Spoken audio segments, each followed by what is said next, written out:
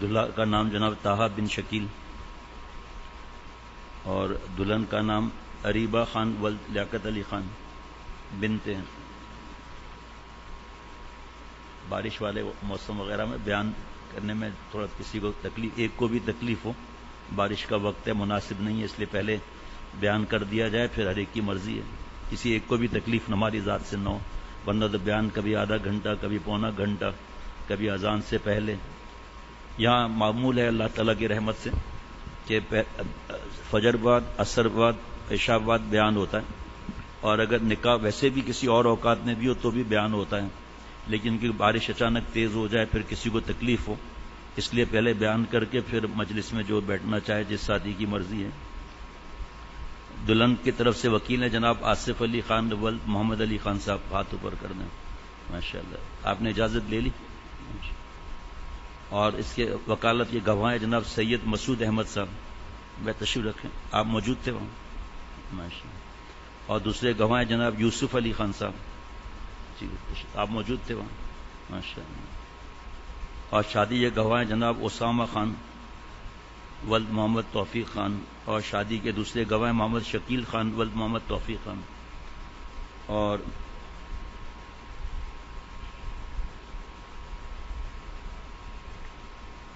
زیورات کی شکل میں 85,000 روپے مہر کی رقم ہے. نقد یا عند طلب؟ نقد. اس میں وہ لکھ لیجئے گا کتنے کیرٹ کتنے گرام، اس میں فارم میں لکھ دیجئے گا، ابھی کوئی ضرورت نہیں، فارم میں لکھ لیجئے گا. الحمد للہ نحمده ونستعینه ونستغفره ونؤمن به ونتوکل علیہ ونعوذ باللہ من شرور انفسنا ومن سیئات اعمالنا من يهده الله فلا مضل له ومن يضلله فلا هادي له ونشهد أن لا إله إلا الله ونشهد أن محمدا عبده ورسوله أما بعد فأعوذ بالله من الشيطان الرجيم بسم الله الرحمن الرحيم يا أيها الذين آمنوا اتقوا الله حق تقاته ولا تموتن إلا وأنتم مسلمون. وقال تعالى يا أيها الناس اتقوا ربكم الذي خلقكم من نفس واحدة وخلق منها زوجها وبث منهما رجالا كثيرا ونساء واتقوا الله الذي تساءلون به والأرحام إن الله كان عليكم رقيبا. وقال تعالى يا أيها الذين آمنوا اتقوا الله وقولوا قولا سديدا يصلح لكم أعمالكم ويغفر لكم ذنوبكم ومن يطع الله ورسوله فقد فاز فوزا عظيما. وقال النبي صلى الله عليه وسلم النكاح من سنتي وفي رواية فمن رغب عن سنتي فليس مني. وقال النبي صلى الله عليه وسلم إن أعظم النكاح بركة أيسره مؤونة أو كما قال عليه الصلاة والسلام. بعد خطبہ مسنونہ کے دلہا کا نام طاہا بن شکیل، دلہن کا نام اریبہ خان بنت لیاقت علی خان، اور بوکالت آصف علی خان ولد محمد علی خان صاحب، اور اس کے گواہ جناب سید مسعود احمد اور یوسف علی خان صاحب. شادی کے گواہ اسامہ خان اور محمد شکیل خان. 85,000 زیورات کی شکل میں نقد. جناب طاہا بن شکیل صاحب، میں نے آپ کا نکاح اریبہ خان بنت لیاقت علی خان سے اس تفصیل کے ساتھ کیا، آپ نے قبول کیا؟ قبول کیا. جی میں نے قبول کیا. جی میں نے قبول کیا. جی میں نے قبول کیا. ماشاءاللہ. جمعہ کا دن ہے، مغرب سے پہلے دعا بھی قبول ہوتی ہے، اور اول آخر درود شریف لگانے سے حضرت عمر رضی اللہ تعالیٰ فرماتے ہیں کہ درود شریف تو قبول ہی ہے، تو ایسا نہیں ہو سکتا کہ اول درود شریف اللہ تعالیٰ قبول فرمائے آخر درود شریف اللہ قبول فرمائے، بیچ کی دعا نکال دیں، دونوں درود شریف کے درمیان دعا آسمان پہ چلی جاتی ہے. درود شریف پڑھ لیجئے. اللہم صلی علی سیدنا مولانا محمد النبی الامی وعلی آلہ واصحابہ وبارک وسلم. یا اللہ تعالیٰ مجھے ہم سب کو معاف فرما دیجئے، ہماری صورت اور سیرت کو اپنے پیار کے قابل بنا، عقل سلیم، قلب سلیم، فہم سلیم عطا فرما. اے دونوں جہان کے مالک، دونوں جہانوں کی خوشیاں عطا فرما. اللہ جی یہ نکاح مسجد میں سادگی سے سنت کے مطابق ہوا، قبول فرمائیے، اور یا اللہ اس نکاح میں خوب برکتیں عطا فرمائیے. اللہ جی اپنی رحمت سے، اپنے کرم سے خوب برکتیں عطا فرمائیے. آپ صلی اللہ تعالی وسلم نے فرمایا ان اعظم النکاح برکتا ایسرہ مؤونہ، جو نکاح سادگی کے ساتھ ہوتا ہے برکت والا ہوتا ہے. یا اللہ یہ نکاح بہت سادگی کے ساتھ ہوا ہے، اس میں خوب برکتیں عطا فرما. اس نکاح کو نیک اولاد کا ذریعہ بنا. یا اللہ اس نکاح کو نیک اولاد کا ذریعہ بنا. دونوں خاندانوں میں خوب محبت عطا فرما. یا اللہ مجھے اور ہم سب کو ہر کام اسی طرح سنت کے مطابق کرنے کی توفیق عطا فرما. اللہ اپنی رحمت سے خوشیاں عطا فرما، ہر غم سے بچا. اے رب کریم آپ دونوں جہان کے مالک ہیں، دونوں جہانوں کی نعمتیں عطا فرمائیے. مجھ سمیت جو دوست موجود ہیں، موجود نہیں، اور جو جہاں جہاں سن رہے ہیں، اللہ اپنی رحمت سے ہم سب کے تمام مسلمانوں کے جملہ مقاصد حسنہ پورے فرمائیے. اپنا خاص تعلق نصیب فرمائیے. آپ صلی اللہ تعالی علیہ وسلم کی ہر سنت پر عمل کرنے والا بنا دیجیے. صلی اللہ علیہ وسلم. آپ لوگوں کو بہت مبارک ہو ماشاءاللہ. چھوٹا دروازہ تو کھلا ہوگا نا، لوگوں کو واپسی کے لیے مشکل نہ ہو بھائی. بسم اللہ الرحمن الرحیم. نحمده ونصلی علی رسول الکریم. یہ حضرت حکیم الامت مجدد ملت حضرت تھانوی رحمۃ اللہ علیہ کے تحصیل المواعظ جلد نمبر 1 صفحہ 47 سے پڑھ کر سنایا جا رہا ہے.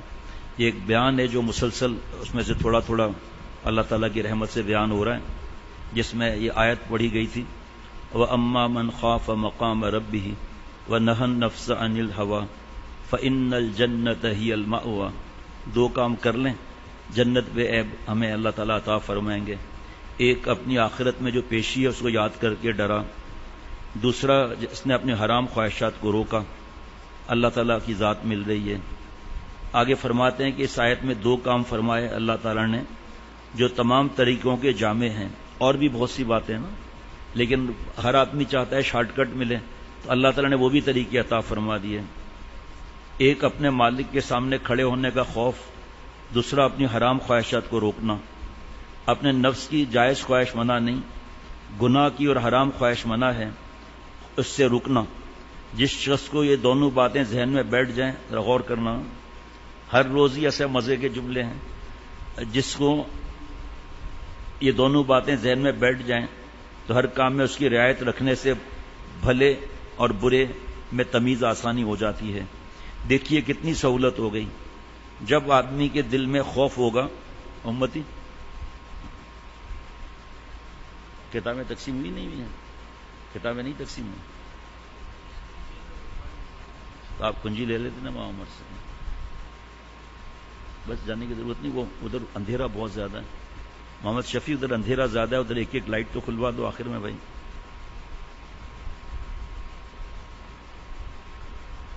دیکھیے کتنی سہولت ہو گئی.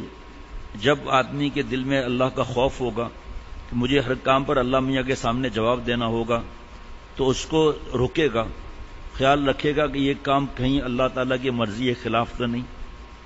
اس سے ایک خاص سمجھ پیدا ہوگی کہ ہر برے عمل کو پہچان لے گا اور اس سے بچ جائے گا. اور جو سمجھ میں نہ آئے گا خوف کی وجہ سے، اس کو مولویوں سے پوچھے گا. اس طرح سے کوئی گناہ اس کی نظر سے نہ چھوٹے گا. کھٹک ہوگی نا، پوچھے گا کہ بھئی کیا، جیسے آپ دیکھ لیں نکاح، ہمارے بہت پرانے دوست ہیں یہ لوگ جو نکاح ہوا، اسامہ اور یہ لوگ، اور پڑوسی بھی ہم لوگ ہیں، وہ ہمارے پڑوسی، ہم ان کے پڑوسی. برسوں سے جانتا ہوں. ان کو دیکھ کر اپنے لیے غم ہوتا ہے کہ اتنے نیک لوگ، ہر بات میں عمل. اب یہ انہوں نے پوچھا نا، اور پہلے سے پوچھتے ہوئے چلے آ رہے ہیں، تو فوٹوگرافی کوئی نہیں، مووی کوئی بھی نہیں. آدمی مجبوراً کھڑا کرتے ہیں کہ بھئی ایک مہمان بھی نیا آئے تو ہمارے لیے مشکل ہو جائے گی. پھر ابھی تو بہت عرصہ ہوا سکون ہے، ورنہ کئی بار جھگڑے ہوئے ہیں، کئی بار چھپ کر سے تصویر لینے کی کوشش کی گئی، اور دلہا بھی نہیں چاہتا، پھر بھی اس کی تصویر کی کوشش، تو اس وجہ سے مجبوراً پھر لوگ کھڑا کرنا پڑتے ہیں، اور دونوں خاندان کو جانتے ہیں، دونوں خاندان کو، لیکن مہمان کا کچھ پتہ نہیں نا، پھر ہم تو نہیں چھوڑتے موبائل کو پھر جب تک ڈیلیٹ نہ کر کے دیں، کیونکہ خدا نخواستہ تصویر کھنچ گئی، بار بار اعلان ہوتا ہے کہ اللہ کے گھر میں تصویر کھینچنا تو کتنا بڑا مسئلہ، کتنا بڑا پکڑ کا خطرہ ہے جی۔ تو یہ چیز پوچھتے رہے، داڑھی کا پوچھا، کون سی خوشی میں کیا کرنا ہے، غم میں کیا کرنا ہے، کوئی مہندی نہیں، مایوں نہیں، صحرا بندی نہیں، ولیمہ لڑکے والوں کی طرف سے۔ اب وہاں بھی جو حکم ہے وہ ظاہری بات ہے، کوئی گناہ کی اجازت نہیں ہے، مرد عورت الگ الگ، فوٹوگرافی نہیں، مووی نہیں، موسیقی نہیں، مکس گیدرنگ نہیں، عورتوں میں مرد نہ جائیں، مرد میں عورتیں نہ جائیں، عورتوں میں کھلانے والی عورتیں، کتنا نور ہوگا۔ اچھا جی، اور یہ سمجھ لیجئے، کتنا آگے سنیے، کتنا مزہ آ رہا ہے، یہ سمجھ لیجیے کہ خوف اتنا درکار ہے جس سے گناہ چھوٹ جائیں، اس سے زیادہ اچھا نہیں۔ چنانچہ آپ صلی اللہ علیہ وسلم دعا مانگتے ہیں، اے اللہ ہم تیرا خوف اتنا مانگتے ہیں جو ہمارے اور ہمارے گناہوں کے بیچ میں پردہ ہو جائے۔ امید کے ساتھ جو خوف ہے وہ یہی ہے، اور اگر خوف ہی خوف ہو کہ امید نہ رہے، نا امیدی تک نوبت پہنچے، تو یہ تو کفر ہے، کہ جو نا امید ہو جائے کہ میرے گناہ زیادہ ہیں، اور جو خوف، یہ حدیث سے ہٹ کر جو خوف آئے گا نا، گھر میں بیٹھ جائے گا۔ ہم جانتے ہیں اللہ تعالیٰ نے 1991 میں شیخ العرب العجم عارف باللہ حضرت مولانا شاکی محمد اختر صاحب رحمۃ اللہ علیہ سے جوڑا، جب سے کئی دیکھے اور یہاں بھی دیکھ رہے ہیں بیچارے، بات مانتے نہیں ہیں، جو اتنا خوف کہ گھر سے ہی نہیں نکل رہے ہیں، یعنی کہ اس خوف کے ساتھ گناہ کبیرہ ہو رہا ہے۔ اتنا خوف نہیں چاہیے، ہمارے اور اللہ تعالیٰ کے درمیان جو ہے وہ گناہ کی جو آڑ ہے یہ گرنے نہ پائے، اتنا فاصلہ۔ ایک اور دعا ہے کہ اللہ مشرق مغرب کا فاصلہ فرما دیں۔ اب کیا ہے، دعا جب قبول تو ہر دعا قبول ہے، تو نہ مشرق مغرب سے ملے گا، نہ مغرب مشرق سے ملے گا، تو گناہ کیسے کرے گا بھائی؟ ہم خود کرتے ہیں گناہ، یہ بھی یاد رکھنا۔ کیا کون ایسا آدمی ہے جس کو پتہ نہیں ہے گندی فلموں کا؟ کون ایسا آدمی ہے کہ اس کو یہ حدیث پاک نہیں معلوم کہ ظلم اندھیرے میں سے ہوگا قیامت کے دن؟ پھر کیوں بیوی کو مارتا ہے، دھمکی کیوں دیتا ہے طلاق کی، اللہ کی سفارش کیوں نہیں مانتا؟ چلو یہ ہو سکتا ہے کہ مجھے جی آپ صلی اللہ علیہ وسلم کی سفارش ہے نہیں معلوم، لیکن انسان کو تو پتا ہوگا نا کیا مسائل ہیں کیا نہیں ہیں۔ یہ پتہ ہی نہیں ہے جھوٹ بولنا گناہ ہے۔ اتنا خوف چاہیے جو ہمارے اور ہمارے گناہوں کے بیچ میں پردہ ہو جائے۔ فرمائے ایسے بڑھے ہوئے خوف سے گناہ چھوٹتے نہیں، بلکہ آدمی یہ سمجھ کر کہ عبادت سے کیا ہوگا، زیادہ گناہوں میں پڑ جاتا ہے۔ چنانچہ میں نے، حضرت حکیم الامت فرما رہے ہیں، میں نے خود ایک شخص کو دیکھا کہ جن پر حد سے زیادہ خوف غالب ہو گیا تھا، ان کے دیکھنے سے معلوم ہوا کہ شریعت میں جو خوف کا اوسط درجہ ہے وہ عین مصلحت ہے۔ وہ یہ کہ ایک وکیل صاحب پہلے نماز روزے کے خوب پابند تھے، اتنا خوف غالب ہوا تو عجیب حالت ہوئی، پریشان ہو گئے۔ ان کی یہ کیفیت تھی کہ زبان سے بات ٹھیک ادا نہ ہوتی تھی، قریب تھا کہ نماز بھی چھوڑ دیں، اور یہ صورت ایک کتاب کو بطور خود دیکھ کر ہوئی تھی۔ وہ لوگ بحث کرتے ہیں نا کہ یہ جو لکھا ہے کہ بغیر علماء کے پوچھے کتاب مت پڑھو، کیوں نہیں پڑھیں پھر بھائی؟ چھپتی کیوں ہیں؟ ڈاکٹری کی کتابیں چھپتی کیوں ہیں؟ پڑھ کے سرجری کر لو، قبرستان آباد کریں گے۔ حکمت کی کتابیں کتنی ہیں، ہومیوپیتھی کی کتابیں کتنی ہیں، وہ کھاتے ہیں پتہ۔ ایک اللہ والے تھے، غور سے سننا، ان کو پیغام بھیجا ان کے مرید نے کہ میں مرنے کے نزدیک پہنچ گیا ہوں، جلدی آ جائیں۔ وہ اللہ والے بھاگے، کیا ہو گیا بھائی؟ قبض رہ رہا تھا، تو میں نے ابو علی سینا کے کتاب میں نسخہ دیکھا، اور بالکل ایگزیکٹ ویسا ہی نسخہ بنا کر کھایا ہوں، اب میں مرنے والا ہوں، اتنے دست آ رہے ہیں کہ ایک تھپڑ لگاؤں تمہارے کو؟ بڑا ہے کتاب پڑھ کر بیوقوف۔ اس زمانے کے جو انگریڈینٹس تھے، اس زمانے کے انگریڈینٹس کیا ہیں؟ ایک بات، اس زمانے کی جو انتڑیاں تھیں، اس زمانے کی انتڑیاں ہیں۔ پاگل آدمی اس وقت جو حکیم ہے وہ آج کل کے حالات دیکھ کر دوائی دے گا۔ آپ اور ہم اصلی گھی ذرا ایک پاؤ کھا کر دکھا دیں ذرا۔ اچھا اس کو چھوڑو نا، سیالکوٹ چلو، بس بھینس کا اصلی دودھ پی کر دکھاؤ ذرا، ہے جی پتا چل جائے گا۔ ہمارا میدا ہی اس پر قابل نہیں۔ ایک آدمی مرنے کے نزدیک تھا، تو اس کو کہا اس کو جلدی ایمرجنسی میں کوہ مری لے جاؤ پہاڑوں پر، وہاں تو بالکل ہی مرنے والا تھا۔ اب سب پریشان کہ اب کیا کریں؟ ایک نے کہا میری بات مانو، اسی سپیڈ سے اس کو میرے ساتھ کراچی بھیجو. کہا پھر کہا آپ بھی چلو. سیدھا کراچی میں صدر کا علاقہ ہے نا، بنس روڈ صدر، وہاں جا کر بس کے منہ سے اس کا پائپ سے جو ہے بس کا جو سائلنسر ہے اس کے ساتھ اس کا منہ لگا دیا، فوراً ٹھیک ہو گیا. اب یہ جو ہمارے کو یہاں آکسیجن کیسی مل رہی ہے آپ خود سوچو. اور یہ آج کل جب یہ لاک ڈاؤن ہوا تھا تو کئی لوگ یہاں مسجد آتے ہیں، میرے دوست ایسے میں کیا دیکھ رہا ہے کہ فضا بتا رہی ہے کہ پولوشن فری ہے. میں نے کہا بھائی پولوشن کی اسپیلنگ تو بتاؤ ذرا، کیا مطلب؟ کہا نہ رکشہ ہے، نہ منی بس ہے، نہ دھواں ہے، نہ دھکڑ ہے، نہ پونپا ہے، کتنا سکون ہے جی. میں نے کہا بات تو آپ کی صحیح ہے، لیکن اس کے بغیر گزارا بھی تو نہیں ہے نا، اس کے بغیر گزارا بھی تو نہیں ہے. تو اس طرح وہ کتابیں علماء کی کتابیں علماء کے لیے ہیں، ان کو پتا ہے کہ کیا ہے کیا نہیں ہے. جیسے یہ حدیث پاک اگر میں نہ سنوں تو مجھے کیا معلوم، لیکن علماء کو تو پتا ہے اس حدیث پاک کا. آگے سننا وقت کو کم ہے، تھوڑی دیر خوب سمجھ لیجئے کہ کتابوں کو خود دیکھنے سے یہ خرابی ہے. آج کل لوگ کہتے ہیں استادوں کے نخرے کون اٹھائے. عبارت کتاب کی اردو ہوتی ہے، اس کے سمجھنے میں کیا دقت ہے، کیونکہ اردو ہماری مادری زبان ہے. میں کہتا ہوں کہ اگر یہی بات ہے تو ہر شخص جس کا فن چاہے بغیر استاد کے پورا جاننے والا بن سکتا ہے، کیونکہ کتابیں ہر علم کی موجود ہیں. ارے بھائی تیر نہیں سکتے، کتاب لے جائیں، اس میں فگرز سب بنی ہوئی ہیں.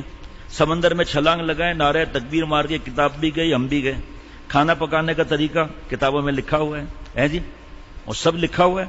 اچھا حضرت ابھی تو نہیں لکھا ہوا یہاں، حضرت تھانوی رحمۃ اللہ علیہ فرماتے ہیں کہ وہ کارپینٹر کے بعد رندہ ہوتا ہے نا، رندہ، ذرا اس کی طرح ہم لگا کر دکھائیں، ذرا بیچ میں اٹک جائیں گے. سب کام کے لیے استاد چاہیے، دین کے لیے کہنے کو ضرورت نہیں. اچھا جی، حالانکہ تجربہ اس کے خلاف ہے. مثل مشہور ہے کہ استاد کے بغیر کچھ نہیں، استاد کی جگہ خالی ہے. میں کہتا ہوں کہ اردو کتابوں کو سبق کر کے استاد سے پڑھنا چاہیے، خاص کر یزکیہم، تزکیے کی کتابیں. گناہ چھوڑنا کس طرح ہے، کتنا ذکر کرنا ہے، اخلاق کیسے ہوں، یعنی تصوف کی کتابوں کو بغیر استاد کبھی نہ دیکھے. یہ بات یاد رکھنے کے قابل ہے. خیر ان وکیل صاحب نے احیاء العلوم کی کتاب خوف کو دیکھا، امام غزالی رحمۃ اللہ علیہ کی کتاب، اچھوں کو منایا پڑھنا، حق کی کتاب ہے. بہت بڑے ولیوں کے سردار تھے. اس ایک جملہ بتا رہا ہوں حضرت امام غزالی رحمۃ اللہ علیہ کا، فرمایا زبان کے 20 آفتیں ہیں زبان کی. چلو جمع ہو جاؤ، بغیر کتاب دیکھے ہوئے کون سی آفتیں ہیں. میں کتاب بھی مفت میں مل جائے گی، اصلاح اخلاق حضرت والا ایک کتاب. اب وہ جو 20 آفتیں لکھی ہیں اس کو بغیر کسی شیخ کے ہم چھوڑ کر دکھا دیں، بغیر کسی شیخ کے کتنی چھوڑ سکتے ہیں، وہ بھی خود اندازہ لگانے کتنی میں چھوڑ سکتا ہوں. ایک غصے کو ہی آپ لے لیجئے، کتنے گھر تباہ ہو گئے، برباد ہو گئے. عام آدمی کو چھوڑو، جو دیندار کہلاتے ہیں وہ. اب سننا آگے. ہاں خیر ان وکیل صاحب نے اس کتاب کو دیکھا اور ایک موقع کو پورا نہ سمجھے. اس سے ایسا خوف دل میں بیٹھا کہ بات نہ کر سکتے تھے، نیند اڑ گئی. البتہ یہ خیر تھی کہ آپ کوئی رائے قائم نہیں کی تھی. جیسا کہ آج کل عادت ہے کہ بزرگوں کی باتوں کو کتابوں سے دیکھ کر کسی جاننے والے سے ان کے سمجھنے کی کوشش تو کرتے نہیں، اپنی طبیعت سے جو چاہے حکم لگا دیتے ہیں. یہاں تک کہ ان بزرگوں سے بد عقیدہ ہو جاتے ہیں اور واہی تباہی بکنے لگتے ہیں، یا اس کے موافق غلط عقیدہ رکھ کر خراب ہو جاتے ہیں. بدگمانی اللہ والوں سے کرنا، جو بتایا تھا جمعے میں یا کل، کتنے بڑا پکڑ. وکیل صاحب میرے پاس آئے، حضرت تھانوی رحمۃ اللہ علیہ کے پاس. مزیدار بات سننا کہ وکیل صاحب میرے پاس آئے کہ جنت کی امید ہی نہیں، خواب کچھ بھی کر لیں، چاہے تمام عمر ہم کوشش کر لیں اور دنیا کو بے مزہ بھی کر دیں، جنت نہیں ملنے کی. اب وہ جو ان کے معمولات، راتوں کو روز جاگنا، صرف ایک رات میں درود شریف پڑھتے رہنا، اور جناب نیند کم، کھانا پینا کم، باسی روٹی کھا رہے ہیں، اور اللہ نے یہاں سالن دیا ہے، سالن نہیں کھا رہے. کہا میں نے پڑھ لیا ہے، جنت مل ہی نہیں سکتی. اگر کتاب کا لکھا ہوا سچ ہے تو خاتمہ تو میرا گڑبڑ ہو گیا. اگر کتاب میں جو لکھا ہے میرا خاتمہ تو خراب ہو گیا. جس وقت میرے پاس کتاب لے کر آئے تو حالت یہ تھی کہ ہاتھ کانپتے تھے، زبان لڑکھڑاتی تھی، کتاب کی عبارت نہ پڑھی جاتی تھی. یہ حال تھا کہ جیسے کسی کو پھانسی کا حکم سنا دیا جاتا ہے. میری سمجھ میں یہ بات ہے کہ حد سے زیادہ خوف غالب ہونا اچھا نہیں. آپ صلی اللہ علیہ وسلم سے کسی نے کہا آپ وقت سے پہلے بوڑھے ہو گئے ہیں؟ نبی صلی اللہ علیہ وسلم فرمایا ہاں. سورہ ہود نے اور 2-4 اور سورتوں نے مجھے بوڑھا کر دیا. ذرا پڑھ کر دیکھیں ذرا آیتیں یہ. اب ہم جب بغیر مفتی اور عالم کے ہم پڑھیں گے تو اتنا خوف ہوگا کہ نیند گئی. لیکن اللہ کا کلام ہے, یہ ہو ہی نہیں سکتا کہ اتنا خوف آ جائے. کلام سچا ہے, پکا ہے. ہم نے آگے پیچھے مفتی صاحب سے پوچھا ہی نہیں, علماء سے, کہ جنت کی جو وعدے ہیں, جنت کی جو نعمتیں ہیں اور معافی کے جو خزانے ہیں, اور کل یا عبادی الذین اسرفوا علی انفسہم لا تقنطوا من رحمت اللہ, یہ تو ہم نے پوچھا ہی نہیں. آپ میرے گناہگار بندوں سے فرما دیں جنہوں نے اپنی جان پر ظلم کر لیا, میری رحمت سے مایوس نہ ہو ورنہ دوزخ کا ڈنڈا ہے. اب یہ آدمی سنا, واقع ایسا کئی بار ہوا. میں تو الحمدللہ جلدی حضرت کی بات بتا دیتا ہوں. کبھی یہ انسان بھول گیا, اچھا مایوس ہونے پر دوزخ کا ڈنڈا, یہ تو سزا ہے.